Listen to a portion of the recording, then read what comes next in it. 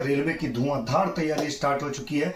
अगर आप रेलवे में सफलता पाना चाहते हैं, फर्स्ट अटेम्प्ट में अगर आपको नौकरी लेना है, तो 1 जुलाई से सुबह में 10 बजे से लेकर के 11 बजे तक रीजनिंग का रेलवे का एक स्पेशल बैच स्टार्ट हो रहा है। जिस बैच को करने के बाद आप रेलवे द्वारा आयोजित की जाने वाली कोई भी परीक्षा हो, चाहे टेक्नीशियन की हो, एनटीपीसी की हो, ग्रुप डी की हो, कोई भी परीक्षा आप क्रैक कर सकते हैं। तो मेरे भाई जल्दी से इस बैच को ज्वाइन करेंगे और रेलवे का special daily test with daily discussion reasoning का शाम में 6 बजे स्टार्ट हो गया है, जिसका शाम में जो 6 बजे टेस्ट चलता है उसका फीस केवल और केवल 100 रुपया है। तो जरूर जुड़िए। 30 क्वेश्चन रहेगा per day, daily test daily discussion.